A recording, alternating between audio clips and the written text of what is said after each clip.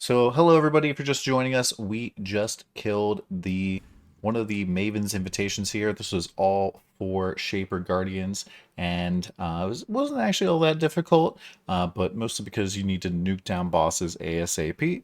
And then one of the rewards you get is this, the Maven's gift here at the end. Now it does show you what you have. This tracks your Maven information for you. So if you're doing her invitations, you can see which maps she's already witnessed. This is really nice because before you do this for the first time, you can't see this at all. And so this was hidden extra area, and it does this. Now you can see here that I have 2 points so far. Now all of these areas are really very interesting because they're going to add different things. So starting off here on the left is the synthesized area. So you've increased monster pack size on the small ones.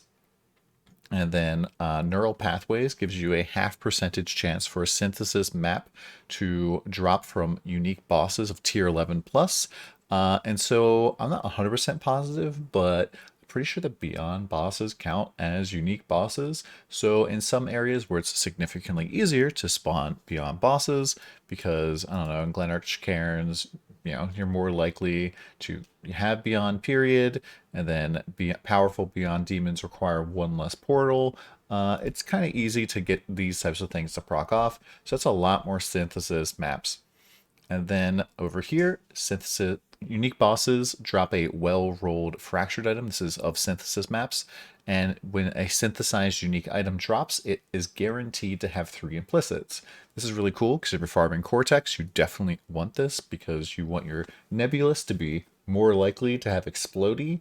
That's one of the mods they can have on there. Also means that the rings that you're farming are more likely to be really good.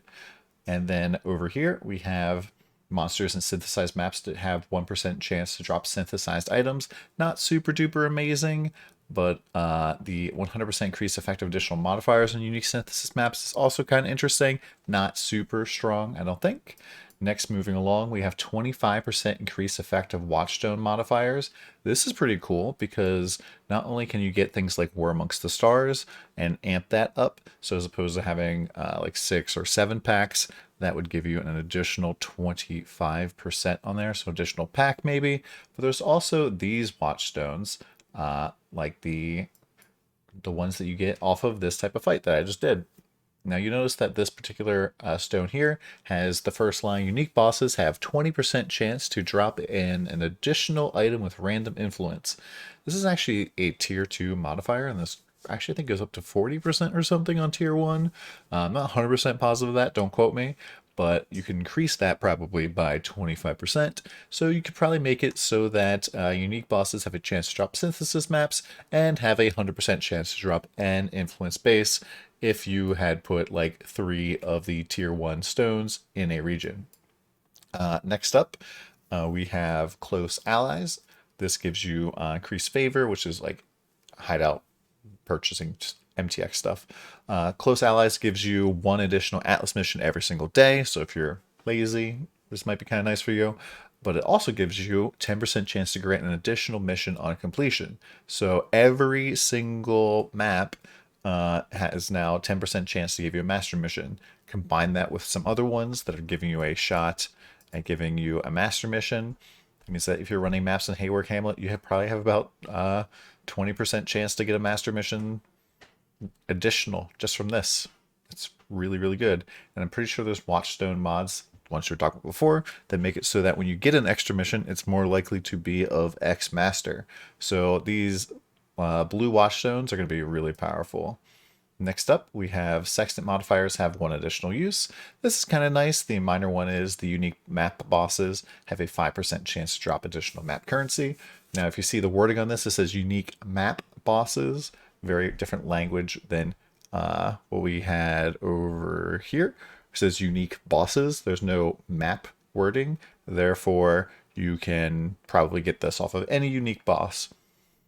Next up, we have Remnants of the Past. This area is like the Shaper and Elder areas, but the Shaper, Elder, and the Guardians have a 35% chance to drop an influence item, so all 3 of these combined would be over 100%.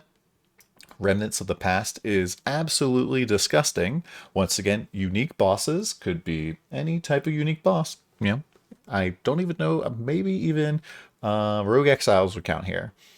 But these bosses have a now 6% additive chance of dropping an Elder or Shaper map. So I don't expect the Elder or Shaper maps to be super duper expensive anymore. They have Guardian's Aid. Shaper and Elder Guardians are healed and joined by an ally on first, reaching 33% life. And those allies have a chance to drop their unique items and fragments. So you're killing the Phoenix, and then all of a sudden, hey, Minotaur, how you doing, bro? Or you're killing Constrictor, and then out comes like Fire Dude, or Eradicator. It's gonna be interesting. Down here, the Elder has a 10% additional drop chance of Watcher's Eye, which is pretty strong. I think this takes it from being like a 1% to an 11% chance to drop a Watcher's Eye, depending on your personal RNG. It's probably more than that. But that seems pretty good. If you're farming Uber Elder, you probably want this node. Shaper drops an additional 3 Shaper items. That's okay, not terrible. And then over here we have this is like kind of the Cirrus and his Conquerors section. Items found in areas have 10% chance to be influenced. Adept Tracker makes it so 25% chance on completing a map influenced by a Conqueror of the Atlas to gain double progress towards locating their citadel. And this just makes it so that you're more likely to get to Cirrus faster. This is another modifier that you can get on the new Watchstones, which I'm not sure how high I could probably get this. Maybe up to 40, maybe 50%.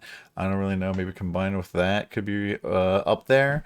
And so that means that, just be able to zoom through the Atlas a lot faster. Get to Cirrus, spawn Cirrus all that much faster. Speaking of Cirrus, the Awakener of Worlds. Let me move the mouse.